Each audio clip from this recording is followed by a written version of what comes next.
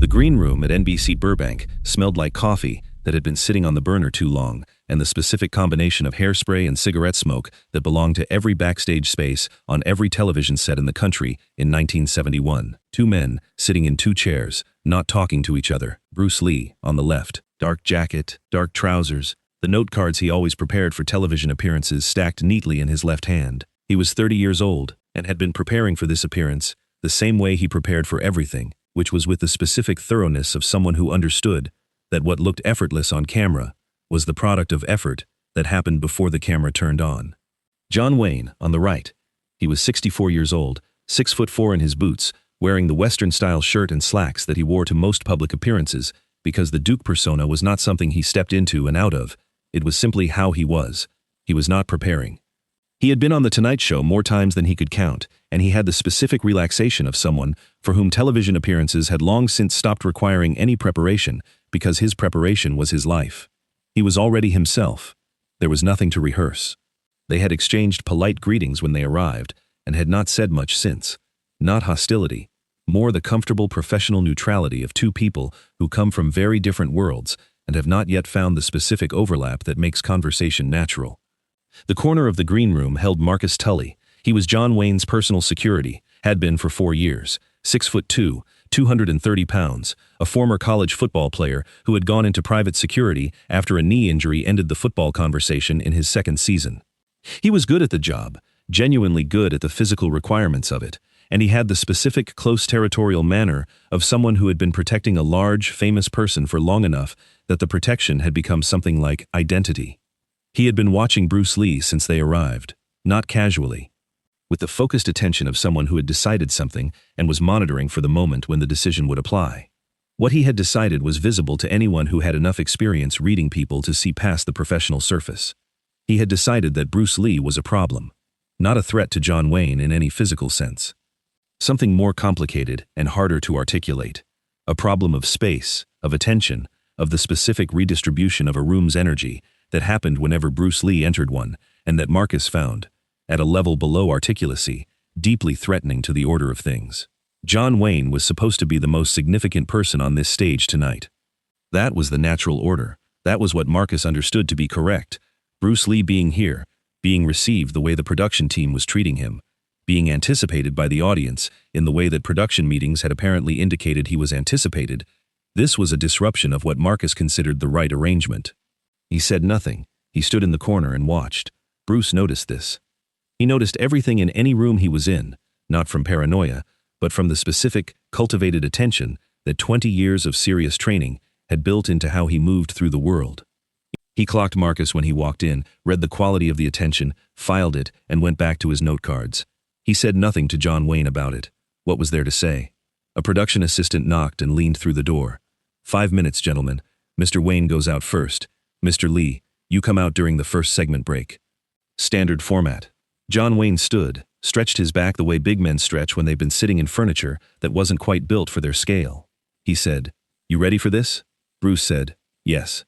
John Wayne said, "Carson's a good host. Lets his guests breathe. You'll be fine."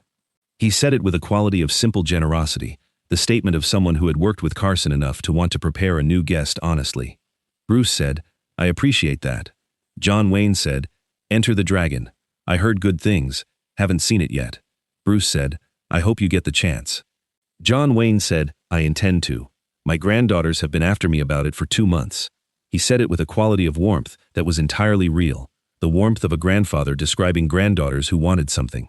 Bruce almost smiled. He said, "They have good taste." John Wayne laughed, short and genuine. "Don't tell them that. Their heads are already big enough." Marcus, in the corner, watched this exchange with the expression of someone watching something they find difficult to categorize. His model of what Bruce Lee was did not easily accommodate John Wayne finding him worth talking to, worth laughing with. The production assistant knocked again. "Mr. Wayne, you're up. Subscribe right now. Because what happens on this stage in the next 45 minutes is the reason Johnny Carson described this evening, in private, to his wife that night as the most unusual taping he had ever been part of." The show went live at 11:30. Johnny's monologue ran through its paces, and the room was warm by the end of it, which was the condition that made everything that followed work better. He introduced John Wayne. The response from the studio audience was what it always was when John Wayne walked through a curtain, which was immediate and full and unanimous. 400 people who had spent their lives watching John Wayne be John Wayne on screens of various sizes were now watching him be John Wayne in the same room with them, and the distance between the screen version and the room version was, for John Wayne specifically, smaller than it was for most stars. He was exactly what he looked like. That was the thing about him. Nothing had to be adjusted for live audience. He sat with Johnny and they talked about the new film, about westerns as a form, about what 40 years of making films had taught him about storytelling. John Wayne was not a complicated interview in the sense of being evasive or difficult, but he was interesting in the sense that his views were clear and real and belonged to him completely, and the clarity and realness of them gave the conversation texture. 15 minutes in, Johnny said, "I want to bring out our second guest. Someone who I think represents something genuinely new happening in American entertainment.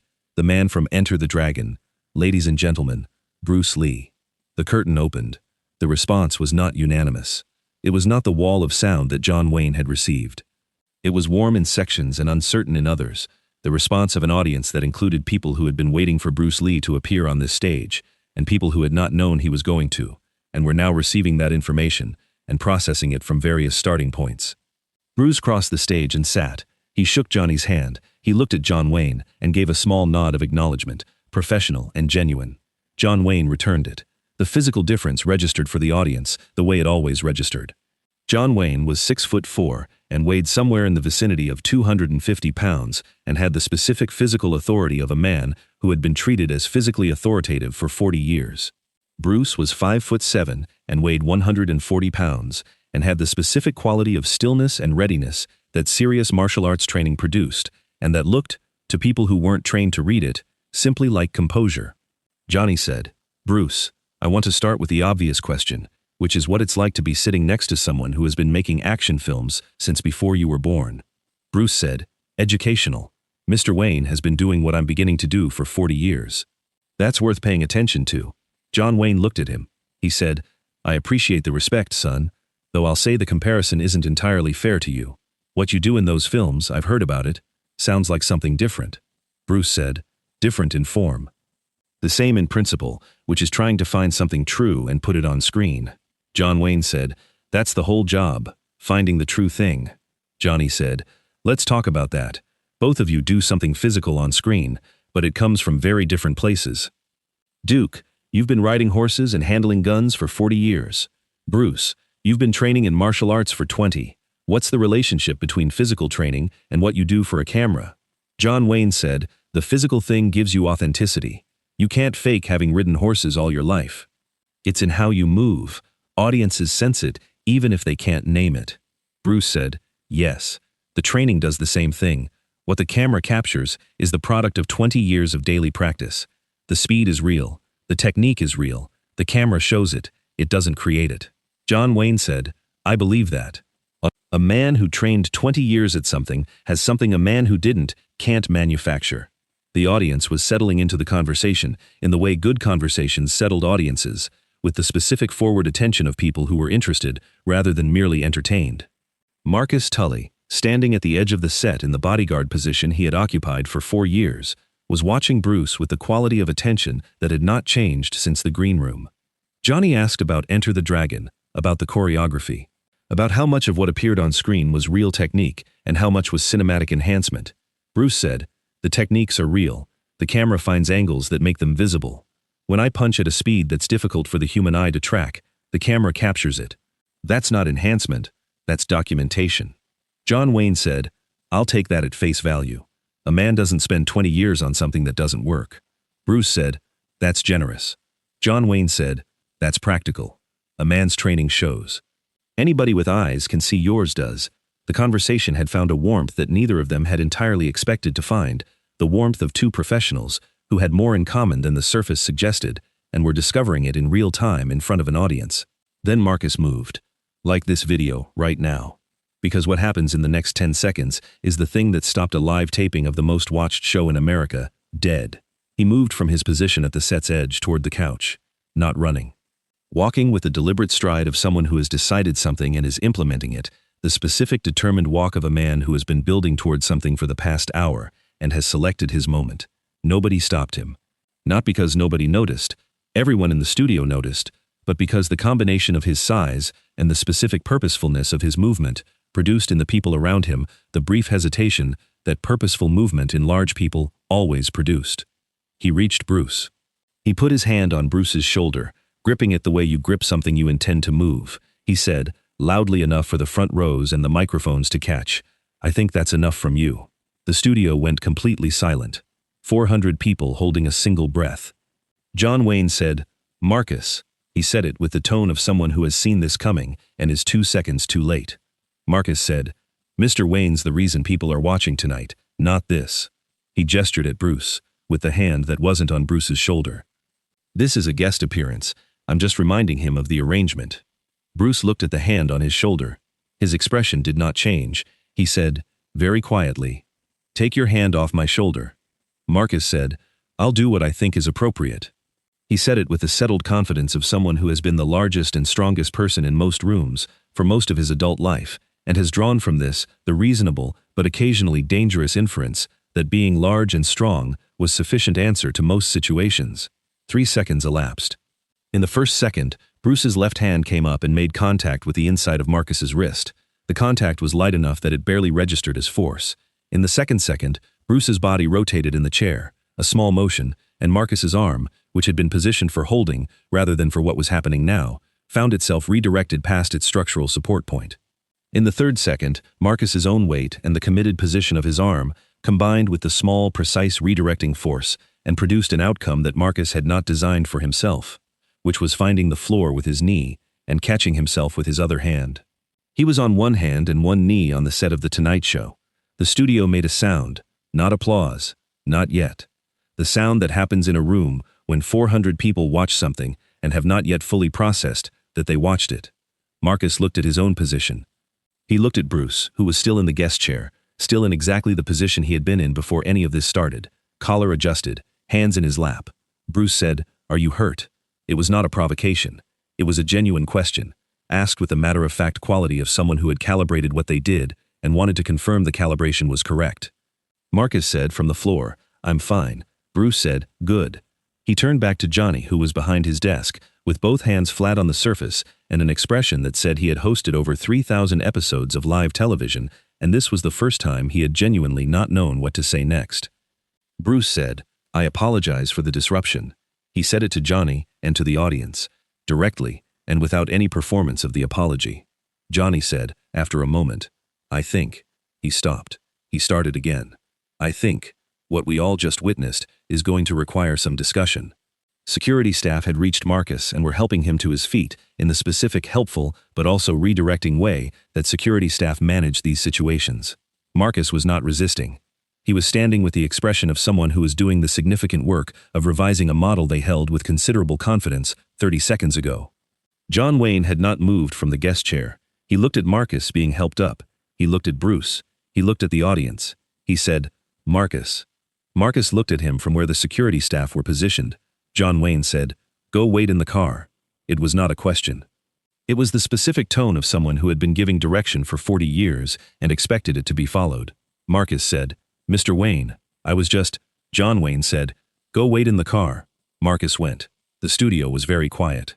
John Wayne looked at Bruce. He said, "I owe you an apology for that." Bruce said, "It wasn't you." John Wayne said, "He's on my payroll. That makes it me." He said it with the specific directness of someone who had built his public identity around a certain code and was not going to abandon the code because it was inconvenient. He said, "What you just did." 3 seconds. Bruce said, "Yes." John Wayne said, "That was real." Bruce said, "Yes." John Wayne said, "Everything you were saying about the training and the techniques being real." Bruce said, "Yes." John Wayne sat for a moment. He said, "I've been watching people try to be tough for 40 years. I know what it looks like when it's a performance and when it's genuine." He said, "That was genuine." The audience, which had been in the suspended state of people waiting to understand what the correct response to something was, began to respond. The response built slowly, and then became what it was going to be, which was genuine and sustained, the sound of 400 people who had watched something real happen in front of them and were expressing the recognition of it. Johnny, who had recovered his professional balance with the speed that 11 years of live television produced in a person, leaned forward and said, "I've been doing this show since 1962. I have never, in all that time, had a guest demonstrate something on this set in quite that particular way." The audience laughed, the warm laugh of people who needed the release. Bruce said, "That was not what I came here to demonstrate." Johnny said, "No, but it may be more instructive than anything you planned." Bruce said, "What happened was self-defense. Marcus grabbed me. I removed the grab. That's all it was." Johnny said, "From where I was sitting, it looked like considerably more than that." Bruce said, "Technique applied with precision looks like more than it is. The principle is simple. If someone commits to a grip, the grip has a geometry. Move outside the geometry, and the grip can't hold. Marcus is strong and large. Neither of those things changes the geometry." Johnny said, "You're saying size didn't matter." Bruce said, "I'm saying size is one factor among several. Technique is another. Understanding the geometry of a technique is another. When those things are present, size becomes less decisive." John Wayne said, "How long does it take to develop that?" Bruce said, "The principle takes years to understand fully. Useful applications come much earlier. The specific thing you watched took about 5 seconds to execute and about 20 years to be able to do reliably." John Wayne said, "20 years. Bruce said, "I started training when I was 13. John Wayne said, "I started making films when I was around the same age, getting cast in bit parts, working with John Ford, learning how to be on a horse, how to hold a gun correctly, how to move in a Western environment." He paused. 20 years of that produces something that couldn't be faked either. Bruce said, "No, it couldn't." John Wayne said, "Different discipline, same principle." Bruce said, "Same principle." The audience was very quiet, in the specific quiet of people who are listening to something rather than waiting for the next thing to react to. John Wayne said, "What you just did to Marcus, the geometry thing. Did you know it was going to work?" Bruce said, "Yes." John Wayne said, "How?" Bruce said, "Because I could see the commitment in how he moved toward me. He was committed to the outcome he expected, which was moving me. Once someone is committed to a direction, the geometry of their commitment becomes fixed. You work with the fixed geometry rather than against the force behind it." John Wayne said, "Reading intention before action." Bruce said, "Yes, the body always communicates before it acts. The earlier you can read the communication, the more time you have to respond correctly." John Wayne said, "That's not entirely different from reading a room. Reading an audience." Bruce said, "No, the principle is the same. What the body communicates before the conscious decision catches up." John Wayne said, "I've been doing that for 40 years without having a name for it." Bruce said, "Most people do things correctly without having names for them. Naming it doesn't change what it is," John Wayne said, "but naming it helps you teach it." Bruce said, "Yes." John Wayne looked at him. He said, "You teach." Bruce said, "That's the primary work. The films are to make the teaching possible on a larger scale." John Wayne said, "Not what most people assume about you." Bruce said, "No." John Wayne said, "What do you teach?" Bruce said, "Jeet Kune Do, my own system, built from what I found to be true across multiple disciplines and testing, across 20 years of examining what worked and what didn't, when the situation was real, rather than cooperative." John Wayne said, "And tonight was real." Bruce said, "Tonight was real." The audience had been following this exchange with the quality of attention that particular conversations produced, the attention of people who were receiving something, not merely watching something. Johnny, who had been managing the space that the conversation required without interrupting it, said, "Duke, can I ask you something?" John Wayne said, "Always." Johnny said, "When Marcus moved toward Bruce, what did you think was going to happen?" John Wayne was quiet for a moment. He said, "Honestly, I thought it was going to be a problem. Marcus is a big man, and he's been known to misread situations." He said, "I did not think it was going to resolve itself in 3 seconds." He said, "I was wrong about that. I've been wrong about other things tonight too." Johnny said, "Like what?"